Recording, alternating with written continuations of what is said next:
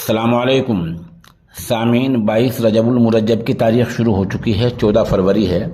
ख़बर का उन्वान है, माँ बेटी झोंपड़ी के अंदर ही जिंदा जल गई। इलाके के एसडीएम को सरकार ने मुअत्तल कर दिया है। खबर तफसील से सुनिए। उत्तर प्रदेश के कानपुर देहात में तहसील मेथा के गांव चाल्हा में नाजायज़ कब्जा हटाने पहुंची पुलिस और इंतजामिया के अफसरान की टीम के सामने गरीबों की झोंपड़ी में आग लग गई। आग मुश्तबा हालात में लगी है। इल्ज़ाम तरह तरह के लग रहे हैं।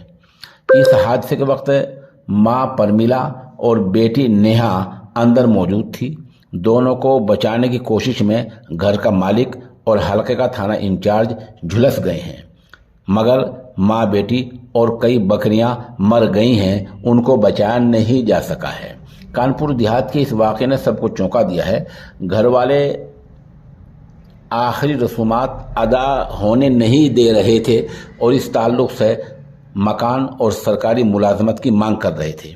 इस दौरान नायब वज़ीर आला ब्रजेश पाठक के साथ वीडियो कॉन्फ्रेंस से बात हुई, यानी मोबाइल से बात हुई, और उसके बाद उनकी मांगने की यकीन दहानी कराई गई। तो घर वालों ने लाशों को पोस्टमार्टम के लिए जाने दिया। सरकार ने कानपुर देहात वाक़े में एसडीएम ज्ञानेश्वर प्रसाद को मुअत्तल कर दिया है। वहाँ के डीएम ने बताया कि इस मामले में लेखपाल अशोक सिंह को मुअत्तल कर दिया गया है।